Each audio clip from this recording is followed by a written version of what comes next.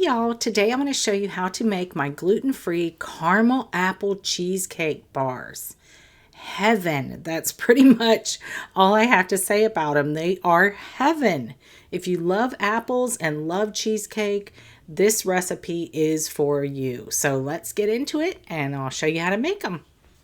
I'm starting with the crust because it needs to par bake. I've taken 11 ounces, which is about 3 cups or 312 grams of gluten-free golden Oreos, and I've separated them and removed the filling. I just tossed the filling, but I'm sure you could eat it if you want, or put it in things if you want. Too much for me though. I'm just putting these in a Ziploc bag, and I'm going to use my rolling pin to crush them. This method takes a little longer than using like a food processor, which you can certainly use, but I was being super lazy and I really didn't want to dirty yet another dish.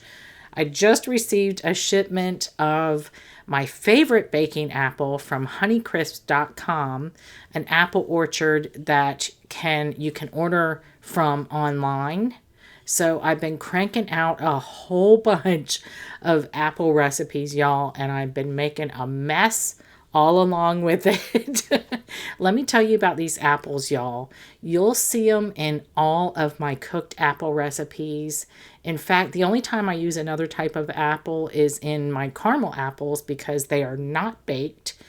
And for those, I specifically use Granny Smith because they're very tart and they go really well with the caramel and the chocolate and everything else. But as far as baking, I cannot stand using Granny Smith apples. I'm not sure why everyone else seems to love it for baking, but my mom and her mom before her and we all swear by Rome apples, and that's what I use. They hold their shape. They're sweet tart, but they also become soft enough in a pie or anything baked that they don't retain that raw crunch that Granny Smiths do. I feel like if you bake a Granny Smith apple for like an hour, they're still going to be crunchy. And I just cannot stand biting into a crunchy apple pie. And I don't understand why chefs constantly say to use Granny Smith. It's Rome all the way for me. It's the hill I will die on, y'all. Anyway, use whatever means you want to crush up these cookies and then pour them into a medium bowl. And I've got a half a cup or 113 grams of butter that I've melted.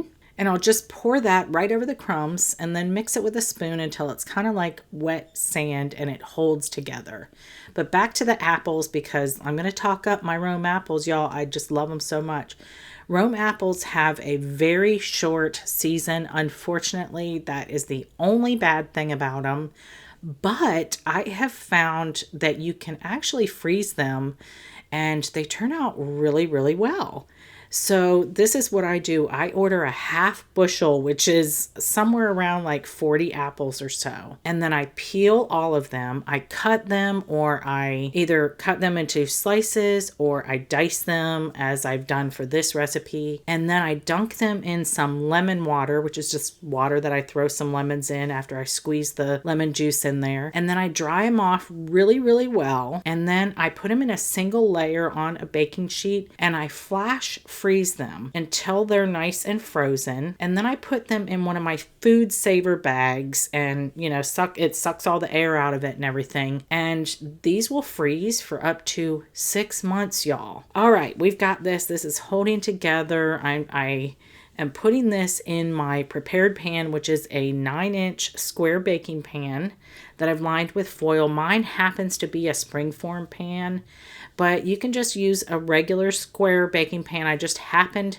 to have this square springform pan, and I hardly use it for anything, so I figured that I'd put it to good use. I'm going to grab a glass, and I'm just going to press this down with the bottom of my glass so it's nice and even, and it packs in there together and creates a perfect crust. And we're going to bake this at 350 Fahrenheit for about 8 minutes or so, just until the edges start to become very light golden brown. All right, to make the cheesecake filling, we first got to melt some white chocolate chips with some heavy cream. This is a half a cup or 84 grams of white chocolate chips and a third a cup or 80 grams of heavy whipping cream. And I'm just going to pop this right in the microwave at 30-second intervals and stir it in between until the chips are all melted. It's like a really thin white chocolate ganache, y'all. So while that's happening, we can get on with the rest of the filling.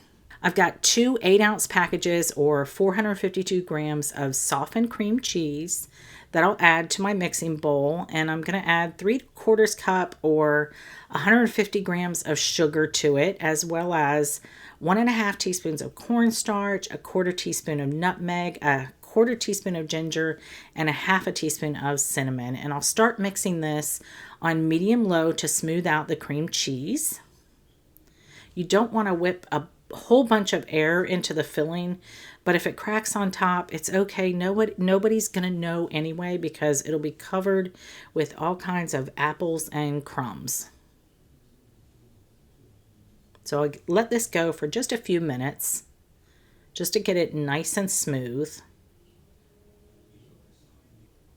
Now I'll add 2 eggs, one at a time, and these are at room temperature as well. It's very important for everything to be at room temperature when you're making cheesecake of any kind.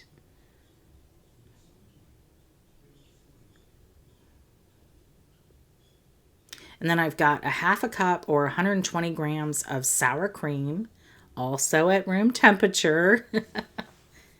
And of course, a splash or 2, give or take, of vanilla extract. I never measure my vanilla extract. And then this is the white chocolate chip mixture. Some of these chips aren't completely melted, but that's okay. I'm just pouring it right in. They'll melt from the heat of the oven, so it's no big deal. I'll give this a good mix to combine everything. And there's our filling.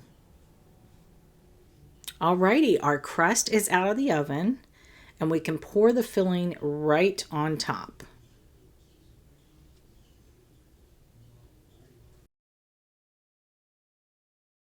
And I'll grab my apples. I have 4 cups of peeled and diced Rome apples, which is about 700 grams, give or take. And I'm just going to sprinkle these all over the top of the filling in a fairly even layer, as best I can get it. All right, I'll just set this aside real quick and make the crumb topping. You could have done this earlier, but it comes together so easily, you guys. I'm adding 3/4 cup or 68 grams of quick cooking oats to my bowl. Make sure they're gluten-free. I also have a cup or 200 grams of light brown sugar, 3/4 cup or 105 grams of my gluten-free all-purpose flour blend, a teaspoon of cinnamon, and a 1/2 cup or 113 grams of very soft butter. And I'm just going to grab a fork and mix this as much as I can with the fork. And then I'm going to get my hands right in there and make sure that all of that butter is very well combined with everything else. Alrighty, this is perfect. I'll just sprinkle the crumbs all over the apples in a pretty even layer, even distribution. And we're going to bake this at 350 for about 40 minutes. The center should still be very slightly jiggly when you remove it from the oven. No need for a water bath or anything like that. And we'll let it cool on a wire rack for at least an hour and then chill it in the fridge for 3 to 4 hours or overnight. This one has actually been in the fridge overnight. I baked it yesterday. And these will last about 5 days in the fridge, y'all. So it's a great make-ahead dessert. I'm going to remove the sides of my springform pan just so I can get to the cheesecake. Wiggle it out of there. There we go. I'm going to transfer this whole thing to a cutting board so it'll be easier for me to cut this into squares. This part isn't actually necessary, but for the sake of the video and the blog, I really wanted clean sides, perfectly straight, clean sides. So I'm cutting off the sides. And don't you worry, someone will eat these parts that I'm cutting off right now. My husband is always waiting in the wings for whatever sweet thing I'm making, and thank God too for that, because I can't eat all this stuff.